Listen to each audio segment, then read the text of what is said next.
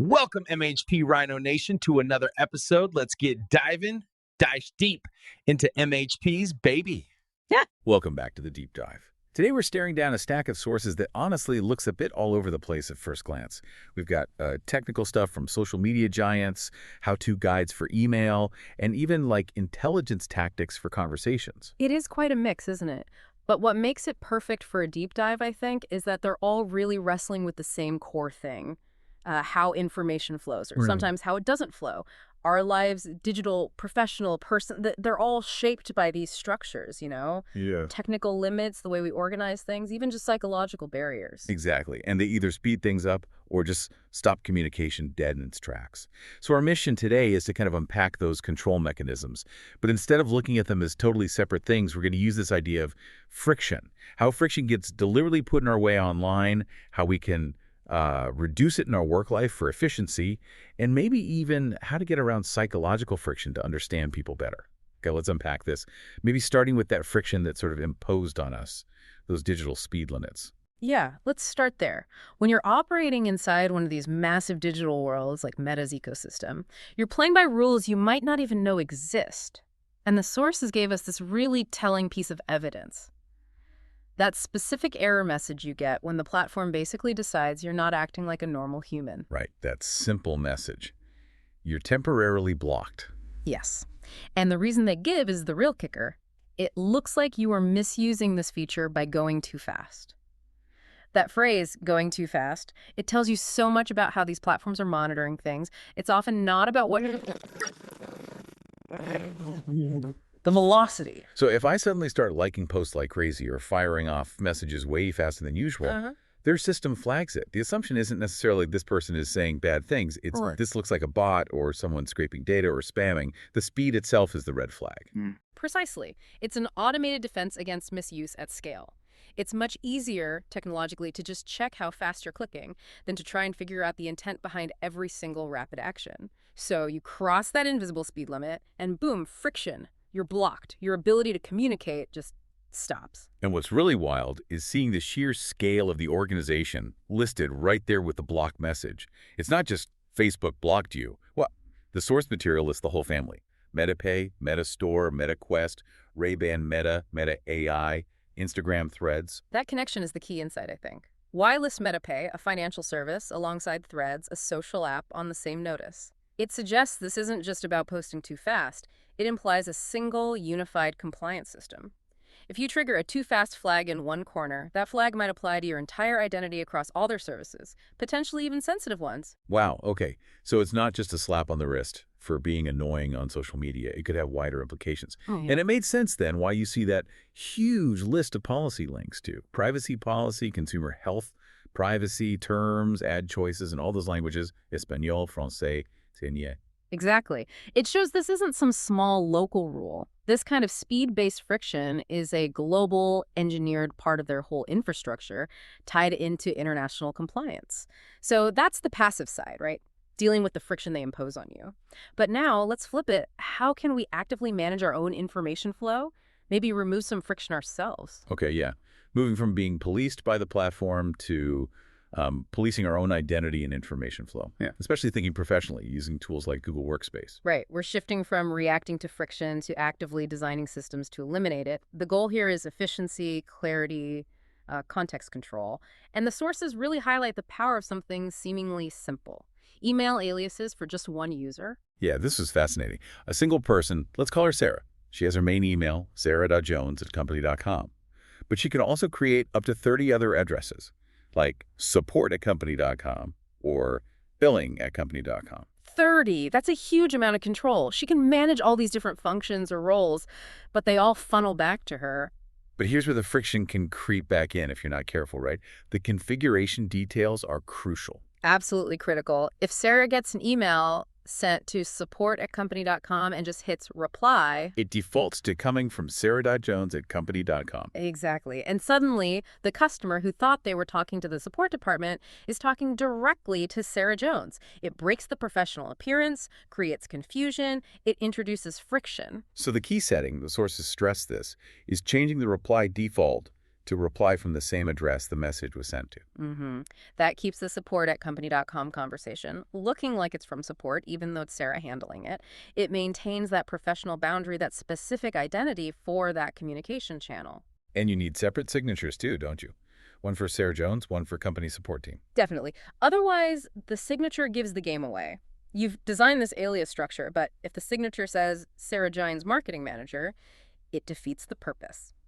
Little details, but they matter for removing that friction. Okay, but now Sarah potentially has emails coming into her main inbox addressed to 30 different aliases. Doesn't that just create a different kind of chaos? Like information overload friction. But that's where the automation comes in. Use filters and labels. Sarah creates a support label, a billing label, and so on. Then she sets up filters that automatically look at the to address of incoming emails. If it's supportcompany.com, boom, it gets the support label. If it's billing at company.com, it gets the billing label. So her main inbox stays manageable, but she can easily click on a label to see all the emails for a specific function. That's pretty slick. Keeps things efficient. It removes the friction of manually sorting or losing track of things. Okay, that works great for Sarah handling everything. But what if billing actually needs, say, 3 people to handle it? You can't just give them all Sarah's password. No, definitely not. And that's where Google Workspace groups come into play. You create a group, assign the alias billing at company.com to that group, and then add the 3 relevant people as members. Now, emails to billing at company.com go to all 3 of them. But again, the settings are crucial, particularly around security and access, which the source details nicely. Right, like making sure mailing is checked, obviously, so it works for email. But then being careful about who can see the conversations or even who is in the group. That's a really important point. You probably want external people to be able to email the group. That's the point of the alias. But you might not want them to see the full list of members in the finance team, so you restrict that visibility. It's about controlling who sees what, managing information boundaries to reduce potential friction or unwanted contact. And there's that final verification step too, right? Clicking a confirmation link to make sure the alias is actually live for the group. Yes, a necessary check. So this whole segment really shows how deliberate configuration choices, aliases, reply settings, filters, group permissions allow you to actively engineer away organizational friction. You make things scalable, efficient, and clear. Okay, so we've looked at the big platforms imposing technical friction and then us removing organizational friction. What about people? How do we deal with the friction that comes up when we're just trying to get information from another person? That psychological friction. Yes. This is where it gets really interesting, moving from tech and process to pure human psychology. Why are people often hesitant to share, the real story, the deep insights? It boils down, according to the sources, to a kind of automatic defense mechanism. When you ask someone a direct question, it's like a little security guard pops up in their brain. The defenses go up immediately. Right, you feel like you're being put on the spot. You give the careful, maybe guarded answer. But the key idea here is that simply responding to a statement doesn't trigger that same guard. It feels more like conversation, like friend mode, as the source puts it. Exactly. You're not being interrogated. You're just reacting to something someone said. The resistance kind of melts away. And the sources lay out 3 really clever techniques, elicitation tactics that leverage this. Okay, what's the first one? The first is using disbelief. So imagine you're talking to someone, maybe a supplier, and they're vaguely complaining about something. Yeah. Instead of asking what exactly went wrong, you make a strong statement expressing disbelief. The example was great. No way. There's no way that company would treat you like that. They're just too professional for that kind of mistake. Huh. So you're basically challenging their version of reality. Precisely. You're not asking for secrets. But now they feel compelled to prove you wrong, to convince you their experience was real. And to do that, they have to give you all the details, the specifics, the timeline, the name stuff you probably couldn't have gotten by asking directly. They volunteer the information to correct your disbelief. That's sneaky. Okay, what's the second technique? This one plays on our fundamental human need to be correct. It involves using quotes, facts, and figures, but getting them deliberately wrong. Deliberately wrong. Okay, how does that work? Let's say you're trying to understand something internal to a company, like maybe typical salaries for a role. Instead of asking, what do team leads make? You state an incorrect fact, like, wow, I saw on Glassdoor that new team leads there start at like $25 an hour, or the source example. I just read on LinkedIn you guys got bumped up to $22 an hour. Ah, I see. And because it's wrong. The person you're talking to often just cannot let it stand. That urge to correct the record is incredibly strong. It overrides social caution. They'll jump in and say, oh no, it's not $22, it's actually $17.50, and that's after you've been here a year. Boom! You got the accurate internal information, not by asking, but by stating something wrong. You exploited the need to correct.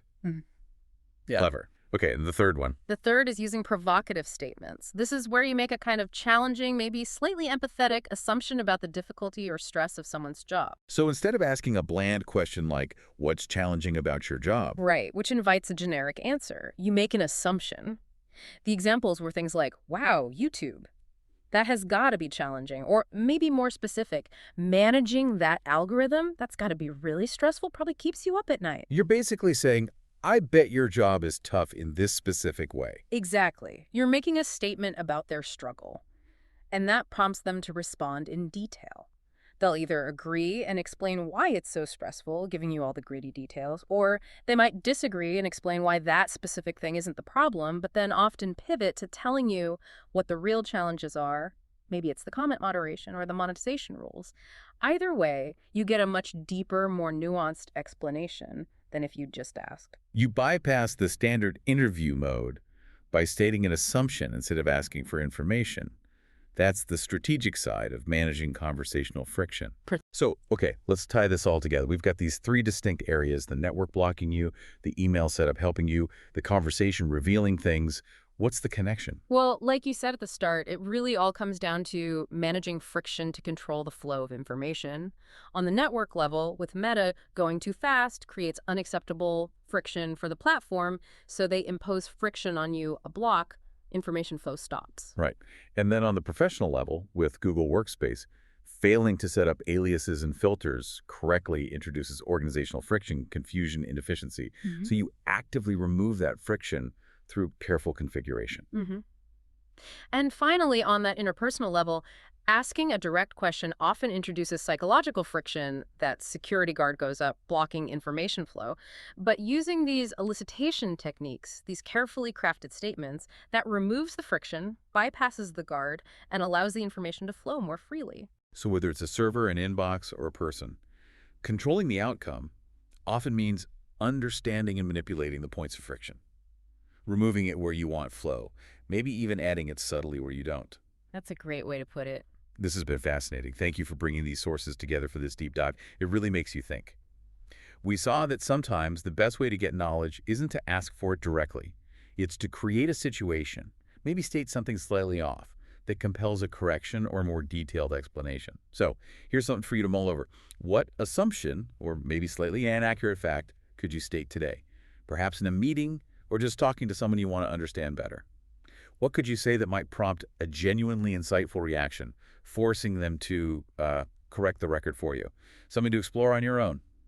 Thanks for joining us for the deep dive. We'll see you next time.